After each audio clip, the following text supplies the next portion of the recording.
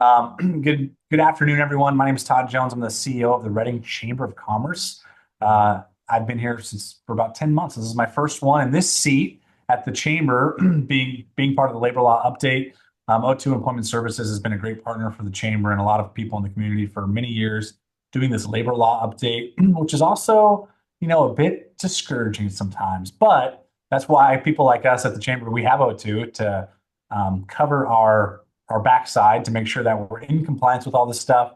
And we're super grateful that you guys do this each year for the community to let us know what the labor law updates are. We all know that California is an incredibly difficult place to do business. But at the chamber, our goal is to actually make Reading the best place in the state to do business. And it's great to have partners like O2 Employment Services that help keep us in compliance and help us kind of just know what the heck is going on. Because January, there's always a lot of new laws that come out for the state of California, obviously not just labor laws, all kinds of fun stuff this year that came out. So I'm going to hand it over to the team at O2 Employment Services to give us this labor law update. And I'll introduce Julia Ray Corbin Smith, who does so much for so many organizations in the community. She's the regional manager for O2 Employment Services, and I'll let her introduce her team. So thank you guys for hosting this again this year. I really appreciate it. Awesome. Thank you so much, Todd. And thank you to the Reading Chamber of Commerce for partnering with us again this year to bring the 2025 labor law update to our community. Jen will go to the next slide. So these slides will be attached in the meeting chat as soon as I figure out how to do that. I will get that over to you guys. You guys will all be on mute during this presentation just so we can keep everything smooth sailing for you guys. If you do have questions, please feel free to put them in the chat window. I will be monitoring them, but as Jen and Terry go through the presentation, they will also be monitoring them to get answers back to you. This is being recorded, so I just verified it again that it is being recorded. So don't feel like you have to rush through and take all the notes necessary. We will get this recording out to you. And again, if you do have questions, please feel free to put them in the chat, or there is a Q&A box that you can put them in as well. It's easier to use the chat because everybody in the webinar can then see your questions. Maybe they have the same question, they're not sure how to ask it. So if you do have a chat, it is easy, or a question, it is easier to put it in the chat window. And then if you do have questions afterwards, feel free to call our office. Jennifer, Terry, our whole staff is all willing to answer any questions that you might have for us. So with that said, let me introduce our presentation ladies today. So Jennifer Cram, she has been with O2 Employment Services for 10 years, and she has been doing Director of Operations, HR for the last 30 years plus. She's only 12, so it's fine. She will be doing part of the presentation, and then we have our Director of HR, Terry Bodette. She has actually been with O2 Employment Services for 8 years, and we will say she's been doing HR for 40 plus years. So she's 18 years old. So between the two of them, we've got over 70 years of experience in the HR department, which is so exciting to have that expertise here in our office, and we could not do it without them. So a little bit about O2 Employment Services. We have been here community built for the last 23 years, and we're super excited to be able to provide HR services, payroll services. When you think of HR and you think of all of the facets of HR, from benefits to HR to payroll, labor law, even staffing services, we are here to do that. You don't have to necessarily buy all of our premier services. We do have an a la carte option. So if you're looking for a new handbook this year and you don't want to go through the tedious process of doing that, you can give us a call and we can help you out with that. So if you do have any questions about our services, feel free to reach out to us and I can get you going on it. All of us can. And without further ado, I'm going to hand it over to our Director of Operations, Jennifer Cram. I will continue to monitor the chat for any questions, and then we will go from there. So enjoy.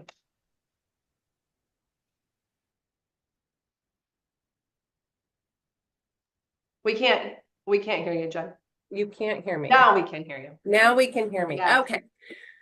I changed my laptop camera thing all out, so please let me know if for some reason you can't hear me. But again, thank you, Julia Ray. Thank you, Todd, and the Greater Reading Chamber of Commerce for having O2 Employment Services back again this year. Of course, we love our community. We love everybody that, is able to participate and to learn and to hopefully glean a few little nuggets of information from our labor law update that we do every year. While we sometimes bring some bad news, this year I want to report that it's not horrific. It is not too bad. I think that you guys will be pleasantly surprised with the few changes that did take place that we're going to kind of review and go over. But as Julia Ray said, the handbook is probably one of the most important pieces to your business because that's kind of, I will say, the Bible, if you will, of your business.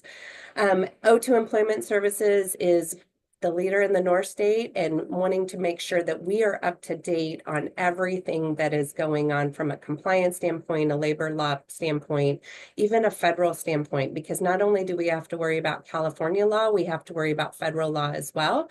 We are in multiple different states, so we don't just wear the California hat, we wear multiple different hats. And that goes from, benefits, workers' comp, safety, leaves of absence. Leaves of absence are a whole nother beast in and of itself. We have a dedicated person as well as our HR specialists that know enough to help assist and guide our clients along in that process. So without going into too much detail, we're going to talk a little bit today about wage and hour. We're going to talk about PAGA reform and arbitration agreements and how important those are to your business. We're going to talk a little bit about the workplace safety. Some of the regulations changed this last year, and there's some new ones that changed January 1st. We want to make sure you're aware of. Leaves of absence, again, back on the block. We've got some EEO and reasonable accommodation processes that you guys will want to keep in mind, as well as some union issues and NLRB decisions that have taken place this year. While you might think, oh, I'm not union, well, there are some things that you want to be aware of because federal law supersedes some of the California law on that kind of stuff. And then we're going to follow up with preparing for 2025. What do you need to do to get ready and make sure that your organization is up to date as possible and making sure you're complying with the rules and regulations? So I'm going to go ahead and get started with a little disclaimer. I usually say something really quirky and funny, but no, I didn't stay at a Holiday Inn Express last night, and we are not legal counsel. So we just want to make sure you're aware that this presentation and the PowerPoints that were given to you, really, you guys should make sure you review them, but also seek your legal counsel. You never want to make a decision, especially if it's a specific policy or something that could be really litigious in the long run, that you don't have legal counsel review it. We have a team of legal counsel that we use to make sure that we, are on the right track and making sure that we're giving the best and the most accurate information out to our clients. So please make sure if you have a question, we're happy to tell you, hey, this is what we, think about it, but we also want to make sure you follow up with legal counsel just to be sure. We live in a very litigious world, and there's a lot of things that people can sue for at any point and any time. So we want to keep you as safe as possible. That's why we work so closely with our clients to make sure that they are safe. And, sometimes they don't necessarily love the information we have to give back. We also want to make sure that they're compliant and that they're safe.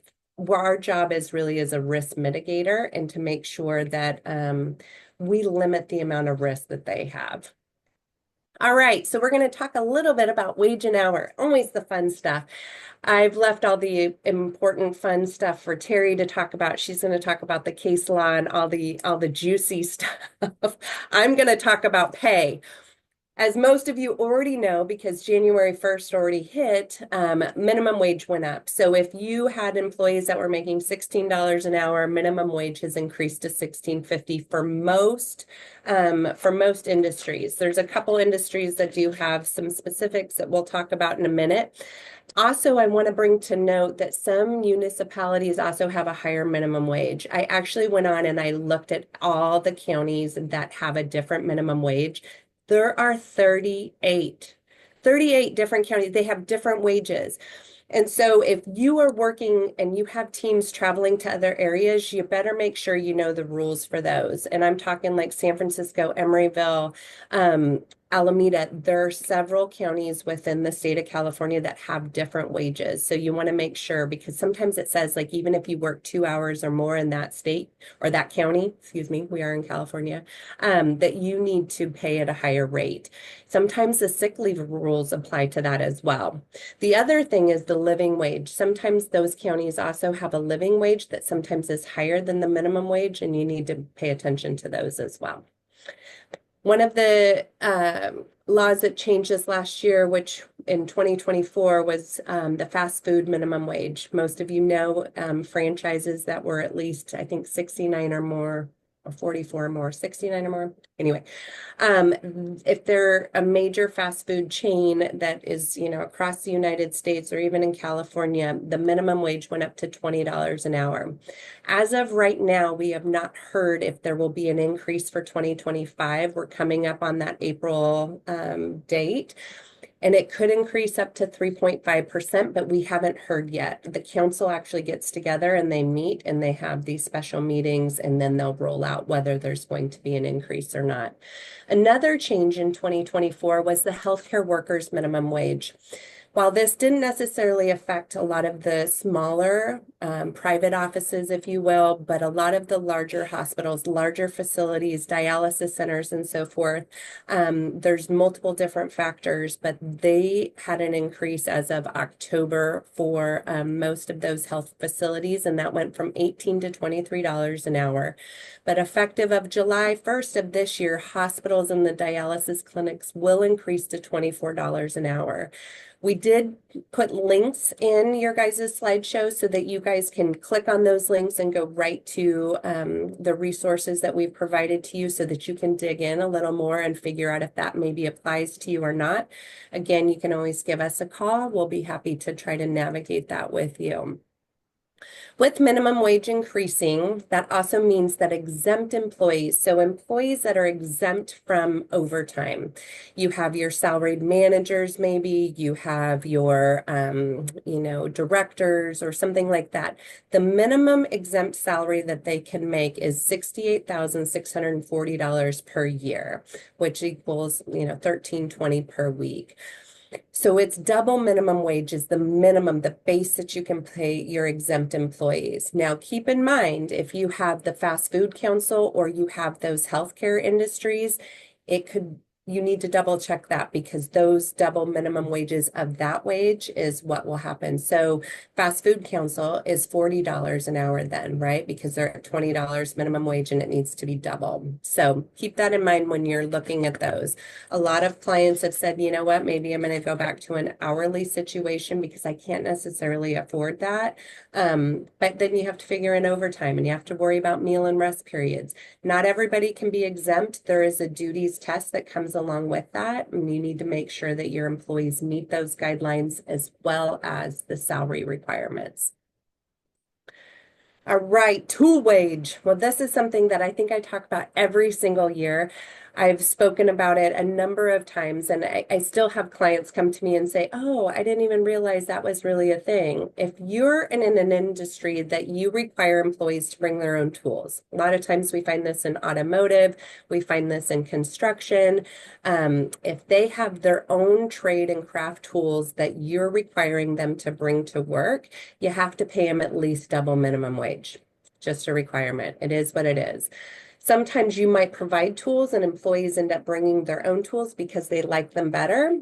I would suggest that you have a really clear policy on what that looks like so that you're not dinged on the fact that they're bringing tools to work and they say, well, I was required to. It's going to be a he said, she said situation or he said situation or something of that nature. So you want to make sure that you are really clear about the policy in which you're requiring employees to bring tools to work. Also, you probably want to double check the wage orders. I wish I was in a live audience so that I could do a poll of hands so that I could actually see. And I'm so sad I can't see you. I think we're getting to a point where we can get back in person. And I think next year we should do that. But I want to know, how many people even understand that there's an IWC wage order for your specific industry out there.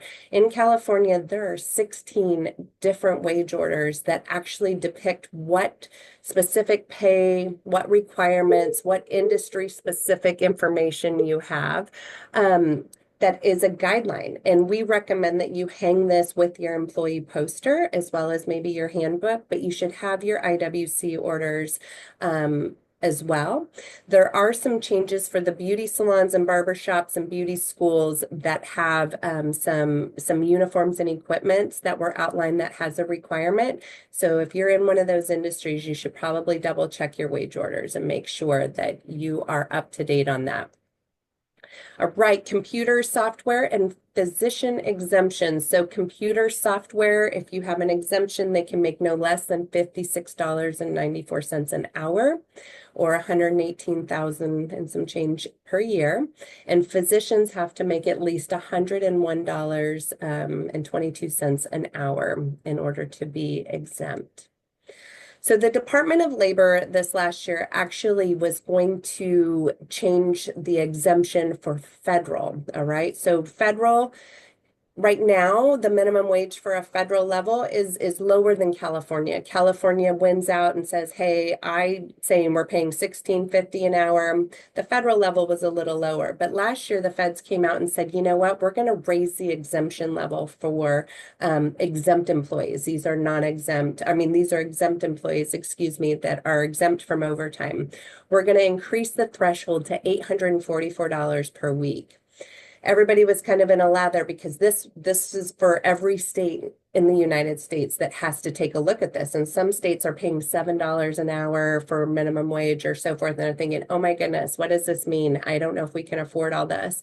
But there was a federal court in Texas that actually overruled this. And so it stopped. So the good news is the minimum threshold from a federal level. So if you're in Oregon or other states that followed those guidelines, the minimum is $35,568 per year for an exempt employee in one of those states if you're paying the exemption.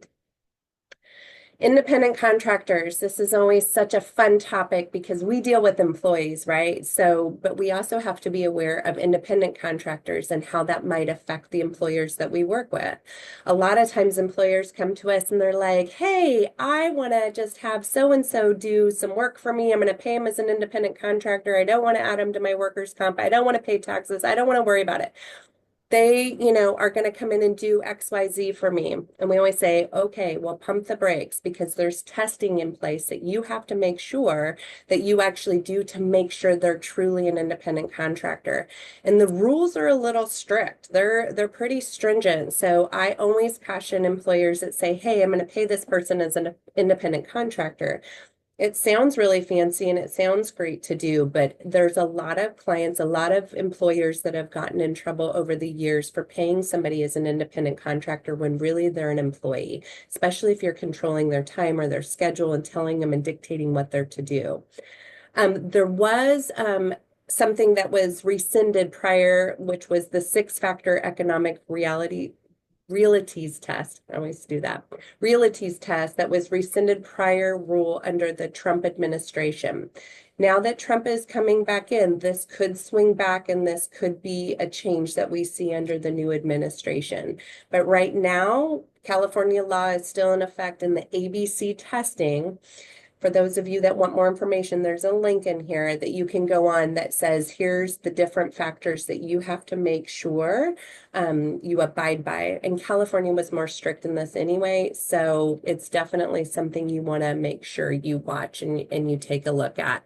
Because the last thing you want is to have an employee come back and try to sue you for maybe a meal and rest period or overtime because they worked 12 hours on a project because you were doing some things that were actually treating them like an employee that negated all of your independent contractor stuff. And you don't want to go back and have to pay that. And you don't want to mess with the EDD. It's a deal. Senate Bill 99, Freelance Workers Protection Act. So agreements with certain independent contractors who are freelance for at least $250 plus must be in writing. So I always say, even with independent contractors, you should have this. There's a lot of freelancers out there that maybe you have them do a specific little project. You want to make sure as an employer, if you're hiring these people, that you're paying on or before the date set in the agreement. And if there is none, then no later than 30 days after the completion of the freelance services. So make sure you're paying attention to that.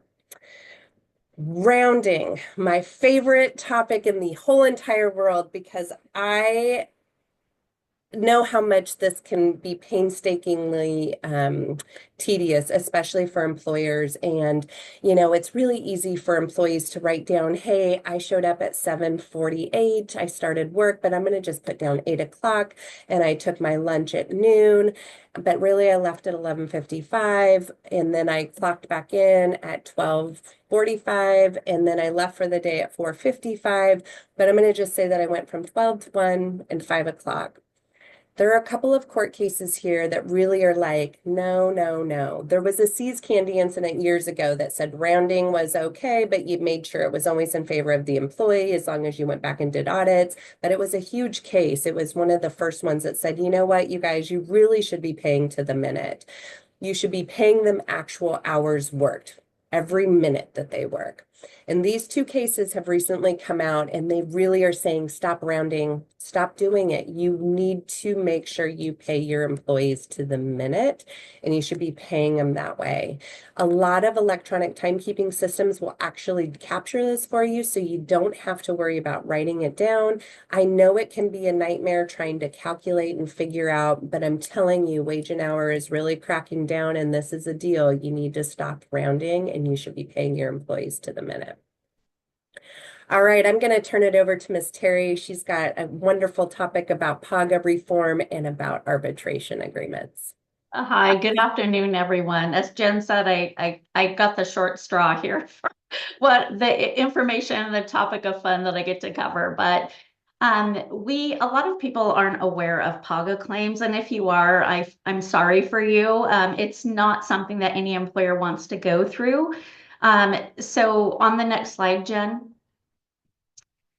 What is PAGA? So for those of you who aren't familiar with what PAGA is, it stands for Private Attorney General's Act. And basically it allows employees to assist the state with enforcing employment law, labor laws in particular, and they can sue on behalf of the employers, and the state actually gets a portion of that money. So it used to be 70-30, where the state ended up with 70%, the employees got 30%, and now the employees get a little bit more. So it's 65-30, the ratio. So whatever the settlement is on the PAGA claim, there's incentive for the state and then also for the employee. Employees can bring action on behalf of themselves and also on either current or former employees. So as you can see, it can get to be a lot, especially if you have a lot of turnover in your staff. They get all included within any type of a PAGA claim. Private employers are subject to it. Government employees are not. And then again, like Jen said, we tried to put some helpful links in here that you could go ahead and go to the website if you wanted to learn more about PAGA. There was an Assembly bill and a Senate bill that were passed back in October for PAGA. Basically, it was supposed to be on the ballot for November for voters to be able to decide upon. And instead, they ended up coming to a compromise, employers and the state and what we're going to do with PAGA. So it ended up where employers actually came out to an advantage a little bit by being able to have these reforms. Employees must personally have suffered an alleged violation within 1 year of filing a PAGA notice letter. And the agency that they file the PAGA notice letter is the Labor Workforce Development Agency, so the LWDA. It added additional mechanisms for the courts to limit evidence and the scope of a PAGA claim, which obviously would be to an advantage of an employer as well. The wage statement penalties were reduced and capped. One of the things that you have to consider is when you have a labor law violation and you're paying somebody inappropriately, it also falls under labor law in which an employee can sue because their wage statement then is not correct. So we used to call it low-hanging fruit for employees to be able to sue. So we always want to consider how does that affect your wage statement when you're paying incorrectly. The other thing about the reform is that there's $25 now for technical violations and where an employee can easily determine the required information. An example of that was instead of having more major penalties, now it's $25. And one of the things that the employee was able to do is get those extra wages, but and it was based on like a name that was wrong. And so if you went by a DBA versus going by what your employer's legal file name is with the Secretary of State, there could be violations just for something simple, even if they knew what your company name was. There's no derivative penalties for substantiated violations, meaning there's no stacking of penalties where before they were able to stack waiting time penalties and wage statement penalties together. Small employers now, if you're 99 and have 99 and fewer employees, you have the right to cure, which means to correct certain violations in order to keep the penalties down. There's 33 days from the receipt of a PAGA notice that the employer can submit those cure proposals to the agency who oversees the cure process. Large employees, which would be 100 or more employees, can't cure violations, but what they can do is they can apply for an early neutral evaluation with a stay for the process not to move forward. Curing a violation requires several different things: correcting the alleged violation, making sure you're compliant with the statute moving forward, making each aggrieved employee whole, which can be a lot, like we said, if you have prior employees and current employees. If the employee is owed wages, the cure has to include unpaid wages back 3 years from the time of the notice, a 7% interest, any liquidated damages, and of course, reasonable attorney fees and costs that are associated with that claim. Wage statement violations, how to cure those: provide fully compliant wage statements for each aggrieved employee for each pay period and going back for 3 years. So you have to recreate all of those wage statements that were incorrect up to 3 years. And then provide written notice of the correct information to each employee. PAGA, these two acts, reduced and potentially no penalties, are applied if an employer cures a violation and also takes all the reasonable steps to comply with the law. So this is where it's important to do payroll audits, make sure your policies are checked, make sure they're lawful, and then make sure that you're disciplining any rogue supervisors that are not following what those labor laws entail. There's all reasonable steps towards being compliant before you receive a PAGA letter. Caps the penalties at 15%, which could be quite a bit. If it's after you receive the PAGA letter, you can cap the penalties at 30%. Remember, as I said in the last couple slides, curing can be expensive though. So the takeaway that we have for this is compliance is really important. A lot of times we do training webinars and talk with different clients about wage and hour over and over and over again, but it can be very, very expensive if we don't have those policies in place. So compliance is the best defense and the best offense. Okay, another fun topic. Arbitration. So it's gone back and forth over the last several years whether an employer can require a mandatory arbitration or not. Currently, because there's several different factors and it's looked at and litigated very often, is an employer can require a mandatory arbitration. So it's something you want to check with your legal counsel to see if that's what your business might want to do. There's several different cases that have came out in the recent years, so we want to just touch on those briefly. There's a waiver of right to arbitrate. So there's different things that happen that you lose your right to arbitrate. One of those in the first case is failing to timely pay arbitration fees waives the employer's right to arbitrate. And then there's another California Code of Civil Procedures that says if the invoice isn't paid within 30 days of the date of issuance, then you also waive your right to go through arbitration. So you don't want to have these agreements in place and then all of a sudden you don't end up meeting the timeliness of what's required. Arbitration, I'm sorry, there was one more case, Jen, if you go back. An unreasonable delay in moving to compel arbitration following a change in the law was deemed as a waiver of a right to arbitrate too. So what happened is like I said, they've gone back and forth on the law and whether or not you can arbitrate. So something opened up saying that you could, but if you don't do it in a timely manner, then you could lose your right. Really important, rehired employees must sign a new arbitration agreement. You want to put that practice in place if you have an arbitration agreement.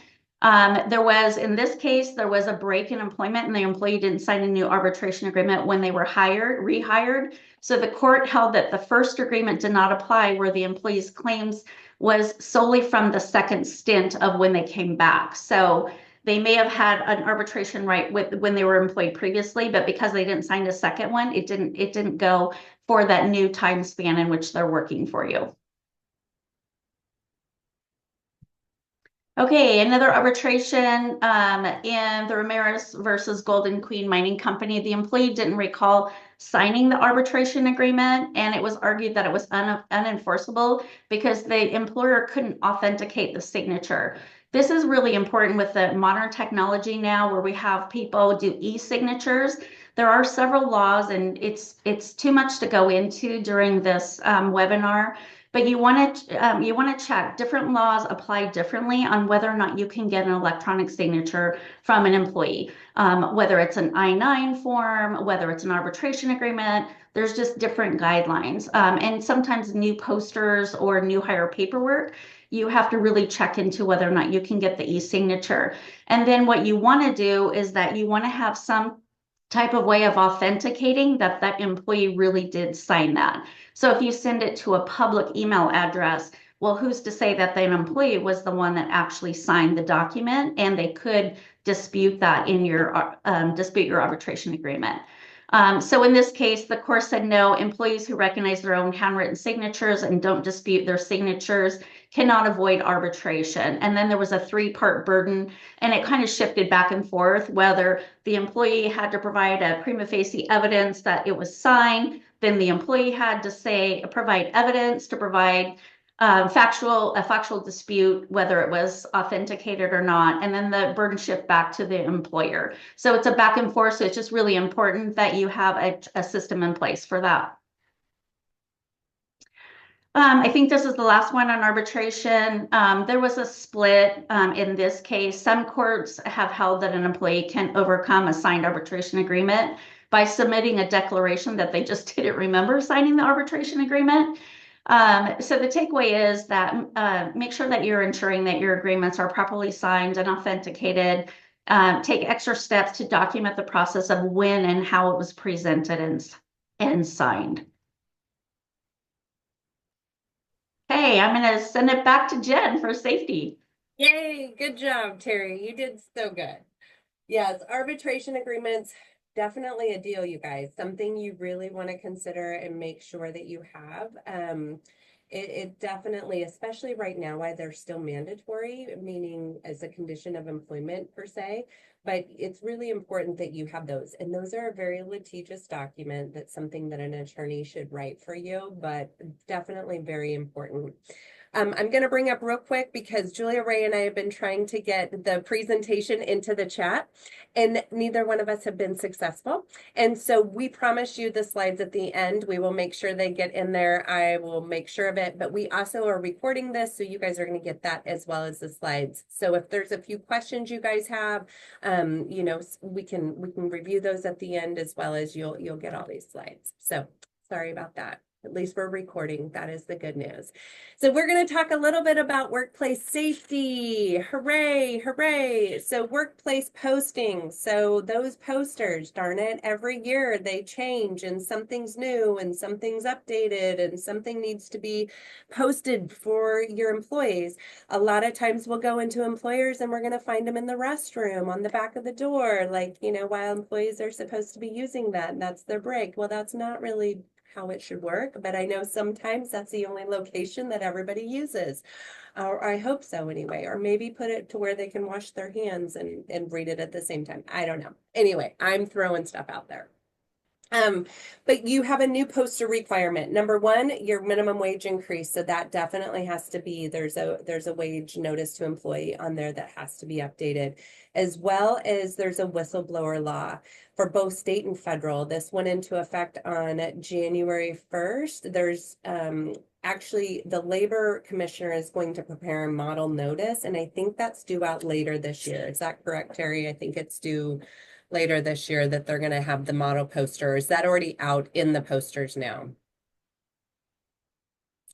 Sorry. I totally caught her off guard. Yeah, no, the updated workers' comp notice is out. That's one that's out. No, I meant the model notice for the whistleblower. Is that Yes. already included in the poster? That one Perfect. just came out last week. Yeah. Okay, got it. So if you haven't done your poster yet, it's okay. You still have a little time, but that needs to be on there, as well as your updated workers' compensation notice. So the AB 1870 notice to employees, usually it's the time of hire packet or pamphlet that you give out to employees. It basically says, hey, we have workers' comp. Here's the whole spiel about what that covers, when you should report an injury, what, you know, we have workers' comp. But there's definitely some updated verbiage in there about the employees' rights to consult legal attorneys, to just talk about their workers' comp situation, as well as this also gives the employees an opportunity to choose their physicians, their personal physicians in which they maybe want to go see personally, outside of the medical network provider. It's very rare that physicians are taking workers' compensation type claims. So the important thing is to remember is that the employee has 3 days from the time of hire to go and have their personal physician fill out this form, bring it back to the employer, and you document that. But the employee has to have the physician sign off on it. It's same with chiropractic and acupuncturist. So this form needs to be updated in your take-home packet or in your employee pamphlets that you give out to them. COVID-19. We are almost there, you guys. We are almost there. We've got a few more things to, to be concerned about for the time being, but I think we're getting there. So the regulations governing COVID-19 protections, including the COVID-19 prevention plan requirement, will end in February 3rd this year. Okay, record keeping requirements though for COVID-19 cases will remain in effect till next year. So there are still some requirements that you're still supposed to comply with, as well as there may still be a workplace hazard covered by the general industry or injury and illness prevention plan, the IIPP.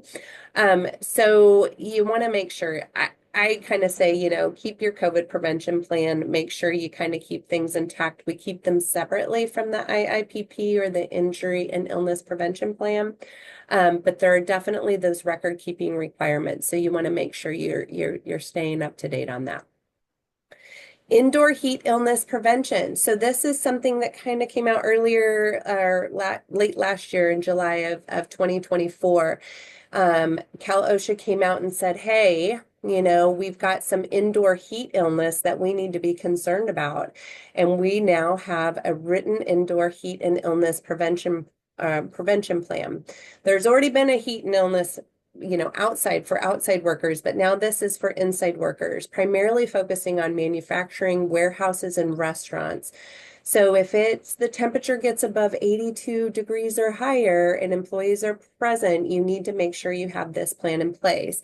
I think that any of these industries should really take a look at these regulations, period, because sometimes things happen and, the air conditioner breaks, things malfunction, especially if you're in Reading, or they're running inside and back and out. You want to make sure that they have access to fresh, cool water readily available at no cost and no cost for cool down areas. So if they have an area that they can go and cool down in, such as a break room that's air conditioned or something like that.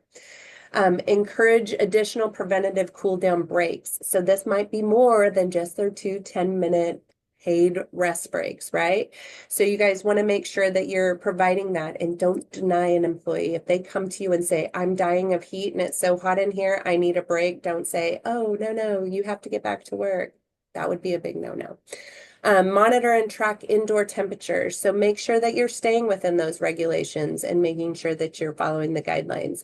And implement emergency response procedures for heat-related illnesses. I know this is part of that indoor heat illness prevention plan, but also your outside heat illness prevention plan. We have a link in here to go to the Cal OSHA website so that you can get a template or get a guideline of what that would look like. Workplace violence prevention plan. I think I've spoken about this 1,000 times, and I'm sure everybody's sick and tired of hearing about it, but it is in effect, and it was something that happened last year in July. All employers, I shouldn't say all, majority of employers are required to do this. So if you have fewer than 10 people present at any given time and the premises is not open to the public. So if you have 2 employees, but you're facing the public and the public comes in and out, you have to have a plan. Okay. So if you have fewer than 10 and you do not have anybody that comes in from the public and you're not open to the public, then you're kind of exempt from this. But workplace violence means any act of violence or a threat of violence that occurs in the place of employment. We've had obviously a lot of things that have happened over the last several years. Active shooter, which is a sad, terrible, horrific thing, but it's a reality and where we're at. And it happens in workplaces all the time, unfortunately. But we also have, we have mental health. We have people that are unwell. We have people that are distraught, people that maybe don't have the resources and tools to get help. And it ends up coming into the workplace. And so there are some things that we need to make sure our employees are educated on and make sure that they're aware of what that procedure looks like in the event, heaven forbid, you have a situation that comes up. So the required elements of the plan, there's a few more than this, but these are part of the 4 types of violence that we are looking to protect employees from. And this is part of your plan that you need to identify. But the type 1 is violence committed by a person with no legitimate business at the workplace. So this might be somebody, and I'll use our office as an example. We have a very large population of transient and homeless population that walk through our parking lot. It just happens. I don't know if it's the I-5 intergrade. I don't know if it's the AM/PM situation behind me that maybe has a large drug clientele. I'm not sure. We haven't quite figured it out. But they're usually outside my office or they're in the garbage can. But nonetheless, if they come into your place of business and maybe they're having an episode with drugs, or they're having a mental illness situation, that could be of violence committed by a person that has no legitimate reason to be in our business. Number 2 would be customers and clients violence. So that might be a client situation that comes in to have a conversation with somebody. It escalates, it becomes a violent situation or the threat of violence or something of that nature. The 3rd type would be worker on worker violence. So this might be me and Terry, and we might have a situation where we just don't see eye to eye, and I might just go in her office, start throwing things around, and she's going to pin me to the ground. No, I'm just kidding. That would never happen. Unless there's a Starlink involved, then that might be a whole nother story. But nonetheless, it would be somebody that happens within the organization, possibly an employee, a manager, a supervisor. People get escalated. We find this sometimes between men, sometimes have a difference of opinion, and women can, and usually we turn and walk away. But this could end up being a situation where it's in a workplace situation. And lastly would be a personal relationship. So such as an ex-spouse, significant other, the father of a child, the mother of a child, something like that, that can come into the workplace. And we have actually seen this happen. I had this happen really right after this workplace violence thing went in, and I had a situation where there was an employee and the mother of his child became very aggressive, made some threats, did a lot of things. We'll talk a little bit about restraining orders in a minute, but it definitely made me go through the whole workplace violence prevention plan and what are our steps to do to keep the employees safe at the work site, and making sure the employee was safe, and making sure I went through all the steps to do that. But it was definitely something that comes up and things that happen. So there is a model workplace violence prevention for the general industry in this presentation that you can go to the link. It takes a little legwork, you guys. I'm not going to sit here and say that, it's easy peasy and you fill in your name and you're done. You have to do an assessment. You have to go through the whole, what are your risks? What are your threats? What is the biggest issue? Like, how is your lighting outside? Is it safe for employees to walk out by themselves at night? What are the outside factors that you have as well as your intrinsic ones? And once this policy is completed, you need to train your employees on it. So you do it initially for the first time, and then you do it annually thereafter. So make sure you get those babies done. Speaking of restraining orders, was just talking about this. So Senate Bill 428 was expanded. So in the past, so my situation that happened last year with the employee, we were going to, file a restraining order potentially, and I could do that on behalf of the employer because the employers are allowed to actually file a restraining order on behalf of an employee now, which was a law that changed last year. But this year it expanded to allow more than just a credible threat of violence. So when the threat that I had last year was more of a violent situation, so we were able to press forward with the restraining order.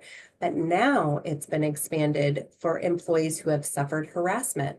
So harassment, a knowing or willful course of conduct directed at a specific person that seriously alarms, annoys, or harasses the person that serves no legitimate purpose. An employer can actually go and file a restraining order. I will tell you the paperwork is like this thick, and it is definitely a deal.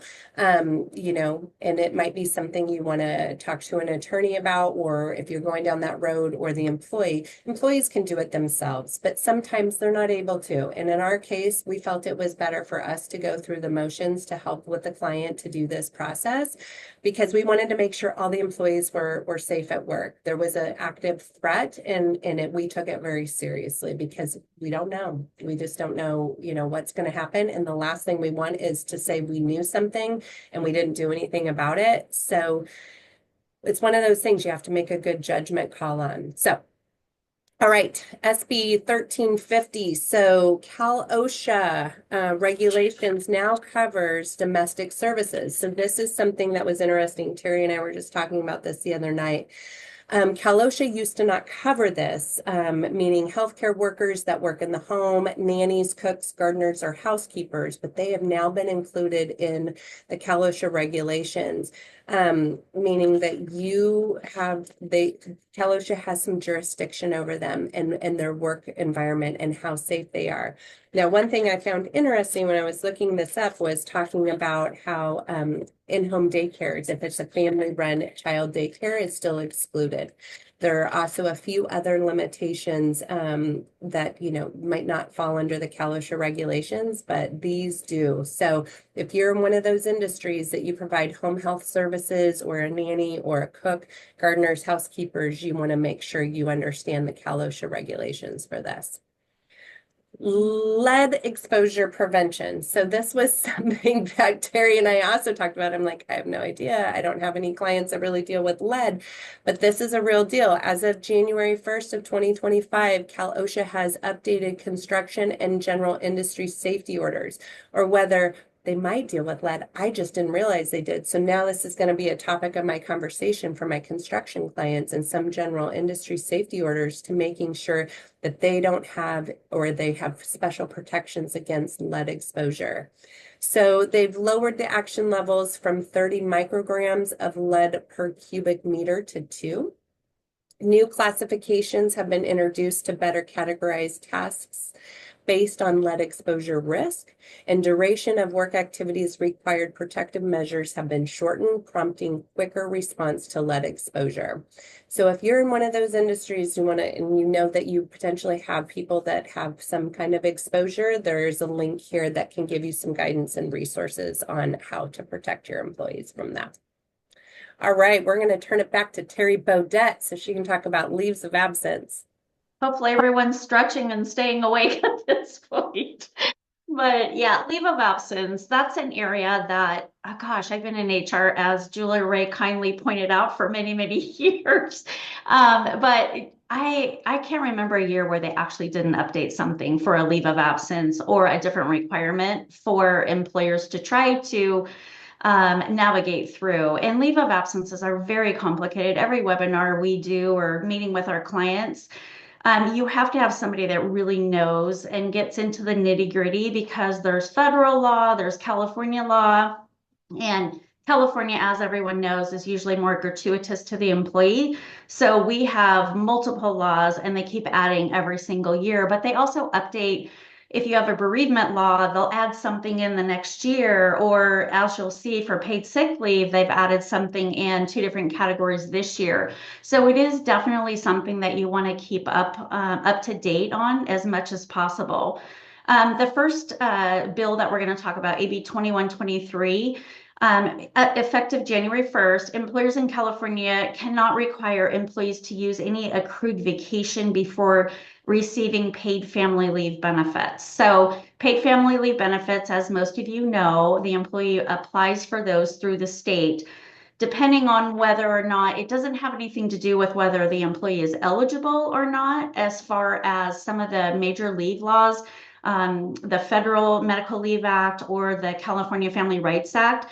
It's just wage replacement for the employee to go ahead and apply through EDD. But the important thing is that our policies are updated and written correctly, so that we're not saying that the employee has to use their vacation time first.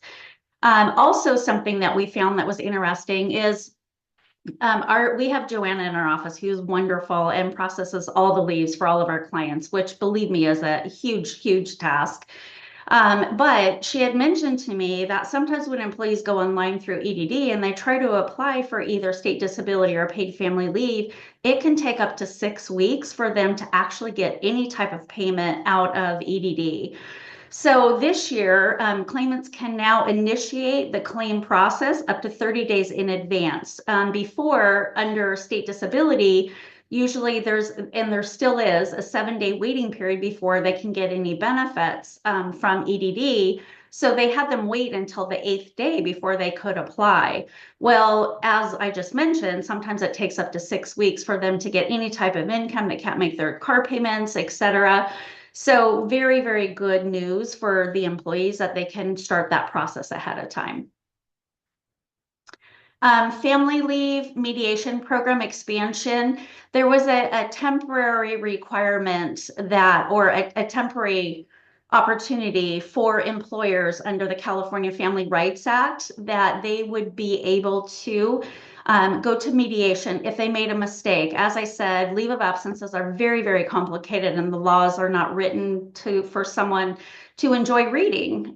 So small employers, if they have 15 to 19 employees, can participate in, it's called the fast track mediation program, for any allegation that the employee brings forward that involves either the family leave, personal medical leave, or bereavement leave. So that's a good thing that they actually made it. They expanded it, so it's moving forward and not just on a temporary basis. The program also covers, we had reproductive leave loss claims that we actually implemented last year for employees as a protected leave as well. So it also covers that under the mediation option for employers. Victims of domestic violence, wow. talk about a little bit of complication. Again, we did have laws in place for 25 or more employers that had 25 or more employees currently that were victims of violence or victims of crime. Well, this new bill actually expands on that a little bit. Time off has been expanded for employers with 25 plus employees to employers with just one or more employee, where the employee themselves is the victim. So this is where it gets complicated. The law actually breaks it down into different parts. So certain things cover depending on if you're one or more employee. Certain things under the law cover if you're 25 or more employees. And then they also break it down by, is it your family member that's a victim of a crime, or is it the employee themselves? Because you have different protections depending on if you're the employee or it's your family member. So the next bullet point talks about time off for employees whose family member is a victim is still limited to employers that have 25 plus employees. So small employers, this law doesn't apply to you except for the first part that we just talked about, if the employee is the actual victim. It also moves jury, court, and victim time off provisions to the government code. And so basically it's called the Civil Rights Department. They're the ones that would enforce if an employee had a complaint, it would go through the Civil Rights Department, which is for most types of discrimination, harassment, and retaliation claims. The bill also detailed reasonable accommodation obligations, and that would apply to employers that have 1+ employees. Reasonable accommodation, with any type of an accommodation that an employee requests, you want to go through an interactive process. And interactive is the key word there, is that you want to sit down with your employee. They are not able to do a part of their job and may need a reasonable accommodation to be able to do all the duties of their job. So it's very important. It can't just be an email back and forth. Obviously, there are circumstances where you can't meet, but otherwise you want to meet with your employee. You want them to talk about what might help them. And then sometimes you get a doctor involved, if it has to do with a medical accommodation, because we're not experts and we want to know what the doctor says the limitations are. So victims of violence, you can still ask for different documentation. That isn't on my slide. That an employee is actually going through like a legal process or something in order to find a safe space. The law was effective January 1st. There is a mandatory posting, and this is where Jen was asking if it was ready or not. This is the one that is not ready yet. And so employers don't have to actually have this posted until it's created by the Labor Commissioner Office, they have a deadline of July 1st. Typically what we do in our office is we keep checking because it could come out and we don't know when it comes out sometimes.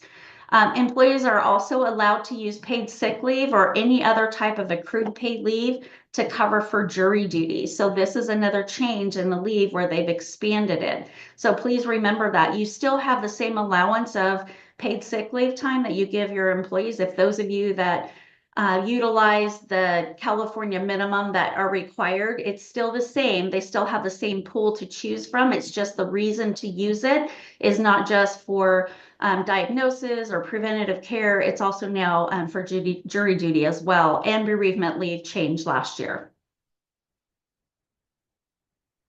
Ag workers, SB 1105, ag workers now, if Jen was referring to the wage orders previously, really important to know what wage order you fall under. 8, 13, and 14 would apply under this bill. It gives agriculture workers the ability to use paid sick leave to cover absences due to heat, stroke, flooding conditions, and where there's a state or local government and they've declared a state of emergency.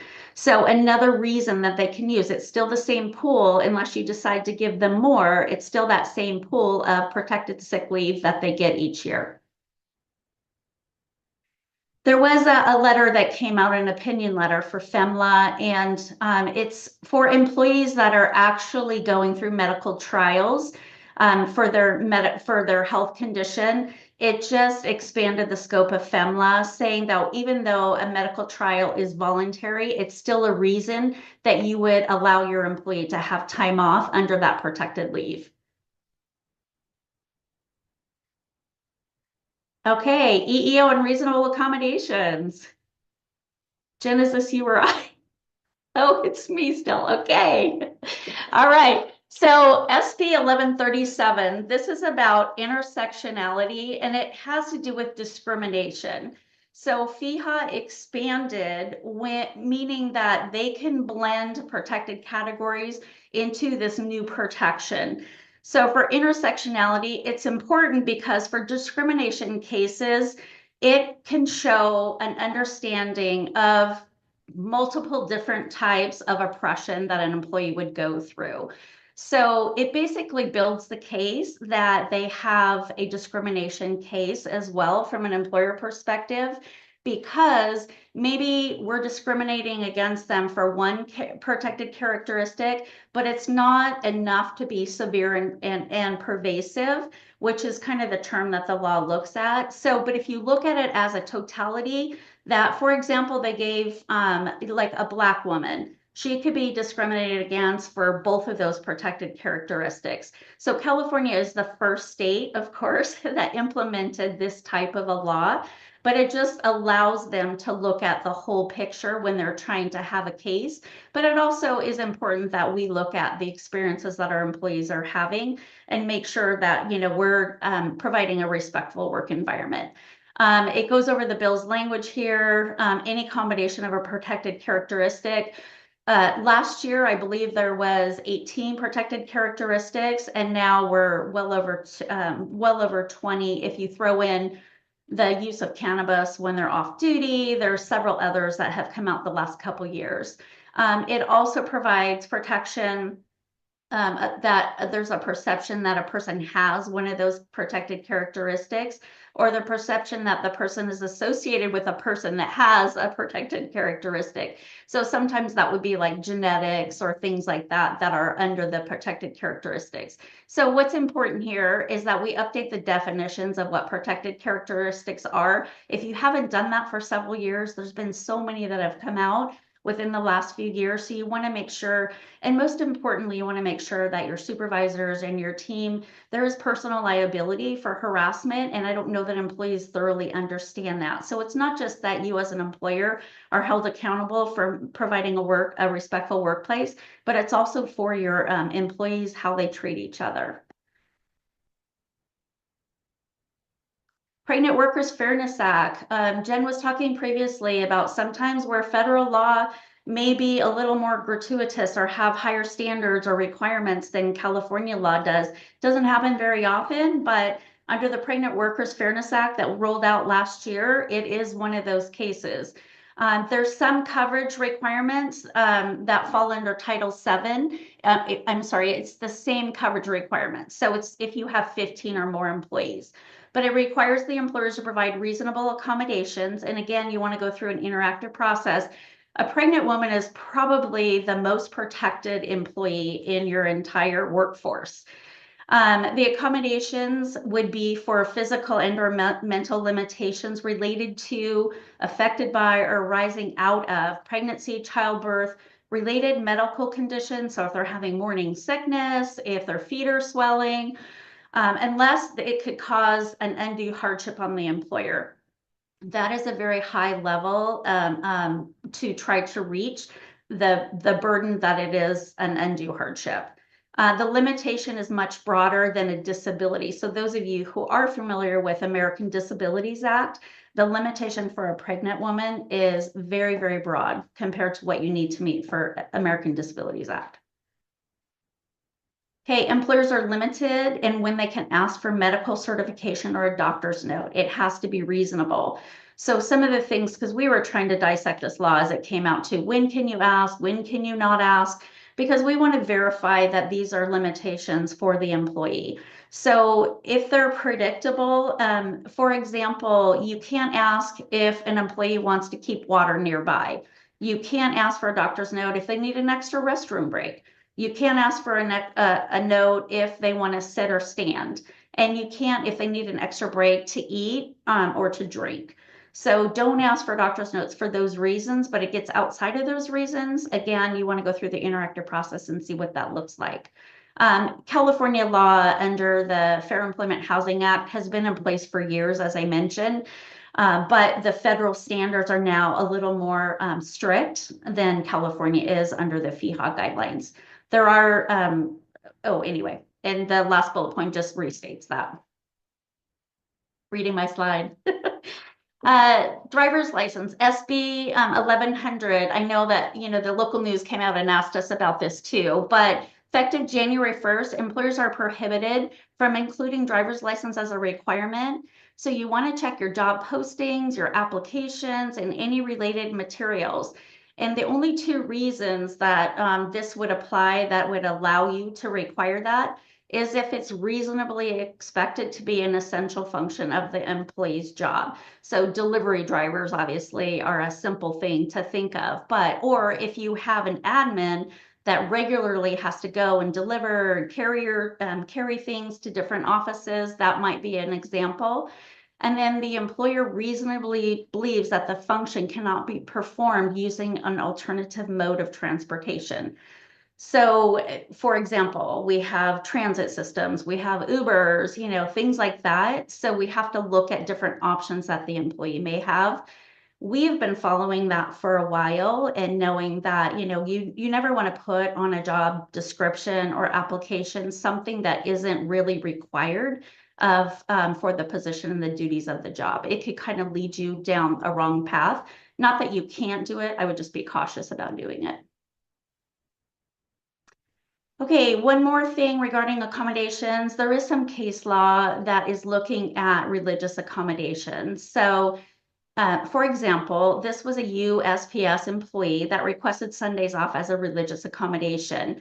He faced progressive discipline for refusing to work on Sundays. They kept calling him basically to come in on shifts, and he would fulfill some of those shifts, but then it got to the point where they took disciplinary actions against him for not coming in doing those Sunday shifts. So the employee resigned, and he ended up suing under Title VII of the Civil Rights Act, saying that they could accommodate his religious practice without it being an undue hardship. So we would just want to caution you to try to accommodate religious practices unless you can truly demonstrate that it is a major hardship and significant costs associated with providing that accommodation. Okay, Jen, union issues and NLRB decisions. Yay, see, I told you I get something fun and exciting to talk about. Can you hear me okay? Am I good? Okay.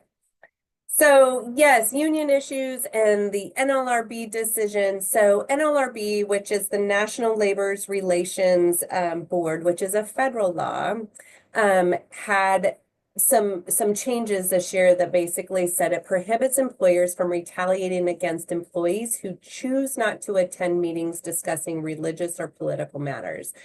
In the event that you do get caught per violation, it can be up to $500 per employee that was in attendance. So it's something that you want to make sure you're not asking your employees to do something like this. The NLRB held captive audience meetings are stating that they are unlawful and they violate Section 8A1 because they interfere with employees' exercise of Section 7 rights to engage in concerted activities. So employers cannot retaliate against the employees basically for meeting and doing and for them to not participate in these meetings. Political statements and concerted activity. So Home Depot, they came forward with a complaint about race discrimination and regularly discussed offensive conduct for one of the coworkers and other coworkers of colors. The employer later noticed that the BLM initials were on the employee's work apron, asserted it as a dress code violation, and instructed him that he not return to work until it was removed. The NLRB came back and found that the employee demonstrated that the BLM initials were connected to concerted activity. So you have to be really, really careful with these things when anytime that there's something that's specific to politics, to race, religion, anything that could be considered concerted activity, it's protected at a federal level. And so you want to make sure that, if you have a dress code policy that maybe it's all political affiliations that are removed from your workforce instead of specific things and whatnot. But you need to be very, very mindful about those things when you're putting those policies in place.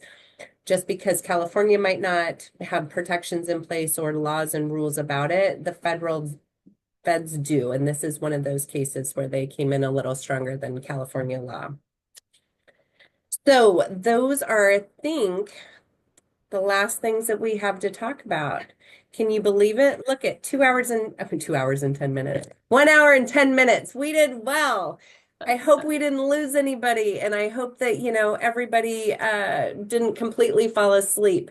So yes, I look and I'm just checking now. It looks like yes, the slides will be emailed after this is over. But here are the next steps. These are some things that we want you to take away from our presentation today about how do you bring these things back into your business and how do you get these things up to date so that you stay in compliance in the event that you have multiple, or you have a situation come up. So one is to ensure that you're compliant with the minimum wage updates. I would sure hope that your payroll company or whoever's handling your payroll is definitely up to date on this. Make sure you check your exempt employees, making sure that they're meeting the requirements of that. The last thing you want is a wage and hour claim that they go back through the entire year or 3 years and look at every one of your pay statements to see if you're paying correctly. That could be very expensive. It could lead to a PAGA situation, which Terry spoke about earlier. So definitely want to make sure you get those things taken care of. Make sure you have your posters updated. There's a lot of different resources out there. Make sure that you have all of the required postings that you need to have posted, making sure you have those wage orders. If you don't understand or know what a wage order is, we need to look it up or you need to give us a call. We'll help you try to identify that. Sometimes they can be a little tricky and sometimes you might fall under 2 different wage orders. It just depends, but there's some complexities in there, but it's definitely important that you understand those rules and regulations because a lot of times they will dictate how you pay employees as well. Or talking about alternative work weeks or talking about all kinds of things. So definitely make sure you follow up on that. Review and implement required workplace safety plans. So I talked a lot about the workplace violence, the heat illness. Those are safety plans that you need to have in place, along with your IIPP. I know everybody goes, IIPP, is that like a song? No, it's not a song. It's an injury and illness prevention plan. Employers are required to have them. And so you need to make sure you have one and you have it up to date. It's not one of those things you just print out and stick on a shelf and go, oh, wasn't that fun? You're supposed to train your employees on it.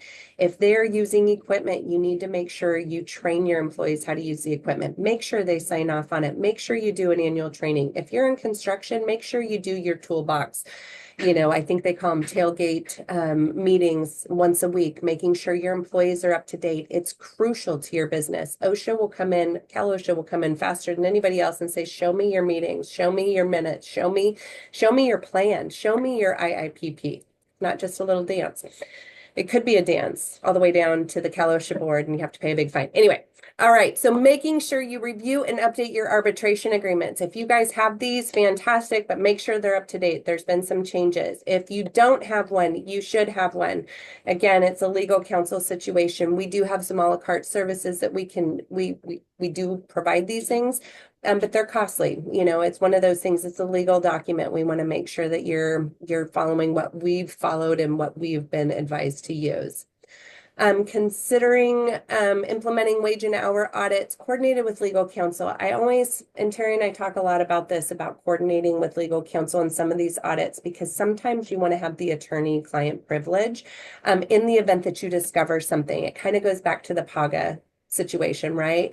And you're thinking, oh my gosh, I probably should go through and look at all of this. But you also want to make sure if you preemptively do it ahead of time, your penalties are reduced, right? I think it was 15% is what Terry said. Mm-hmm. But if you wait till you're served with something and then you try to go in and cure the situation, it could be 30% reduction. You're still going to have a good faith effort. It still will be reduced somewhat if you show that effort, but it's always a good idea to be more proactive than reactive. Updating your handbooks. Again, I started the whole conversation today with you guys about the Bible of your business. And this is so important. I know that it's a pain in the cha-cha. That's why you guys call us and you work with us, and we will make sure you're up to date, because I'm telling you that handbook will save your bacon, because you have to look at all the leave stuff that Terry talked about. Mm-hmm. Look at the concerted and protected activity with the NLRB. Look at all the things that we talked about from a PAGA standpoint, your wage and hour, how you do rounding. Do you guys want to talk about rounding? Let's talk about it. But those things you need to make sure in your employee handbook and that you have a clear policy that you actually use. Like you don't just print it out and put it on a shelf because I know I did back in the day when I was an office manager. I would look through these things and I'd be like, oh yeah, it's good. And I'd have a problem. Then I'd look at it and go, oh, this is 3 years old. No, you can no longer do that. You have to make sure that they're done because those leave of absence, your paid sick leave, your driver's license requirements, check those job postings. Unlawful harassment, discrimination, retaliation to include the intersectionality that Terry just talked about, those blended characteristics that potentially could be a situation of discrimination. You guys want to make sure that you have those. You know, we're here. You can always reach out to us. I will check and see if we have any questions. I don't see anything up there. My gosh, we have just educated you to the fullest. Everybody is just happy as a little lark. They don't have any questions for us. They're good to go. I think that, look at that, 2:16. We're done in 1 hour and 16 minutes. We did well. So if anybody has any questions, let us know. We're happy to help out. We are your local resource. We'll pop over to your office. We'll say hi. And I think that's it. Julia Ray, what do you got for us? Yeah, so I don't see any questions, but like Jen said, if you do have questions that pop up or you're interested in talking about our services that we can provide to help you, get compliant, dot all your I's, cross all your T's, definitely feel free to reach out to us. We are your local resource for this. We do want to thank Todd and the Reading Chamber of Commerce for bringing us back again this year to do this. And I agree with Jen. I think we need to be in person next year. So we will definitely make that happen next year. And also stay tuned because we will be doing some other training, some other lunch and learns to make sure that you guys stay up to date and compliant as the year goes on. And Todd, I agree. Happy hour always sounds great. But definitely give us a call if you have any questions or concerns. We are definitely here to support you guys and make sure that you have all your I's dotted and T's crossed. So have a great Tuesday and have a great rest of the first week of the year. And we will see you all guys all soon. Bye, guys. Happy New Year. Happy New Year. Thank you guys. Thank you, Ready.